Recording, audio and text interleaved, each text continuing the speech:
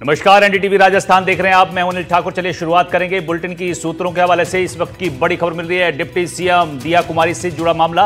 MP के 2 YouTube पत्रकारों को हिरासत में लिया गया है। आनंद पांडे और हरीश दिवेकर गिरफ्तार किए गए हैं। राजस्थान पुलिस ने दोनों को एमपी से अरेस्ट किया है। दोनों के खिलाफ एक्सटॉर्शन का मामला दर्ज है। दिया कुमारी के दफ्तर से यह शिकायत आई थी।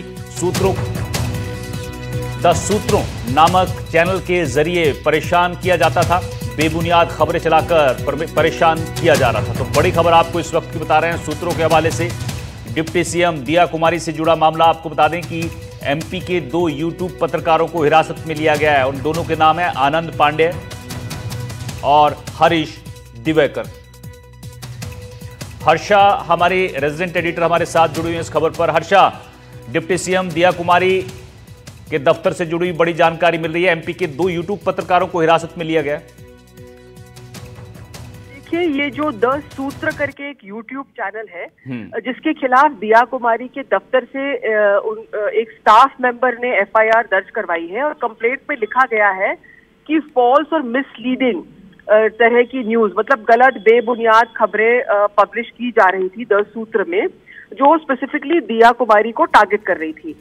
और इसमें यह भी कहा गया है कि वो एक्सटॉर्शन का उनका मकसद था, मतलब पैसे ऐंठना ये मकसद था, और इसलिए इनके खिलाफ लगातार इस तरह की खबरें चलाई जा रही थी। तो दिया कुमारी ने खुद ने नहीं, लेकिन उनके ऑफिस से एक स्टाफ ने इस तरह का एफआईआर दर्ज कराई थी।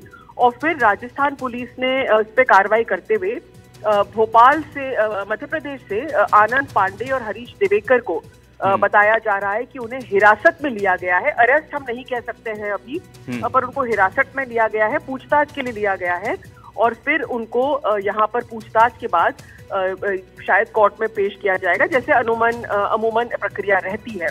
तो फिलहाल दिया कुमारी से जुड़ी हुई बड़ी खबर है कि ब्लैकमेलिंग कितने टाइम से चल रही थी, कुछ जानकारी है इस मामले में? देखिए, ये काफी महीनों से चल रही थी, क्योंकि 2 सूत्र में जिस तरह से आर्टिकल आ रहे थे, अलग अलग टाइप के आर्टिकल आ रहे थे। दिया कुमारी के पर आरोप लगाए जा रहे थे कि सरकारी जमीन को लेकर, क्योंकि उनके रॉयल फैमिली के काफी केसेस है, तो सरकारी जमीन को लेकर कुछ गलत प्रकरण हुआ है। क्यों सरकार उनके खिलाफ एक्शन नहीं ले पा रही है, दिया कुमारी के मामले में क्यों चुप है सरकार, इस टाइप के जो आर्टिकल्स पब्लिश किए जा रहे थे, उसमें दिया कुमारी के स्टाफ ने कंप्लेंट करी है। और इसमें बात यह भी है कि देखिए, दिया कुमारी जो शाही परिवार से है, उनके कई केसेस ऐसे हैं जो कानूनी पेचीदगियों में उलझे हुए हैं, जिसमें अभी से नहीं, बहुत पहले से कानून में और उनके बाप दादाओं के टाइम से, उनके फादर और ग्रैंडफादर के टाइम से सरकार के साथ वो खींचतान चल रही है कि ये प्रॉपर्टी स्टेट की है या राजस्थान गवर्नमेंट की है। तो इन सब को आधार बनाते हुए इस टाइप के जो आर्टिकल्स पब्लिश किए गए थे, उसमें दिया कुमारी की तरफ से ये रखा गया है पक्ष कि उनका इनमें से, मतलब ये बेबुनियाद है, इसमें तथ्य कुछ और है, ये लंबे समय से लिटिगेशन चल रहा है, और इस तरह से उनको राजनीतिक रूप से टारगेट किया जा रहा है। और इसलिए भी टारगेट किया जा रहा है क्योंकि उनसे पैसे, एक्सटॉर्शन, साफ साफ उन्होंने एक्सटॉर्शन का आरोप लगाया है, और इसके चक्कर में राजस्थान पुलिस ने उन्हें मध्य प्रदेश से उनको पकड़ के लाई। राजनीतिक तरीके से टारगेट किया जा रहा है, ये उन्होंने कहा है। क्या लगता है कि राजस्थान से भी ऐसा हो सकता है कि कोई राजनीतिक तौर पर परेशान कर रहा है?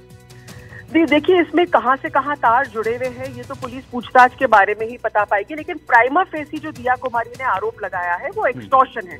उन्होंने एफआईआर में ये नहीं लिखा है कि उनका इसका कोई पॉलिटिकल मोटिव है, ये उन्होंने नहीं लिखा है। एक्सटॉर्शन का उन्होंने साफ साफ मोटिव लिखा है, लेकिन कयास जरूर लगाए जा रहे हैं कि कहीं इसके पीछे कोई राजनीतिक षड्यंत्र तो नहीं है।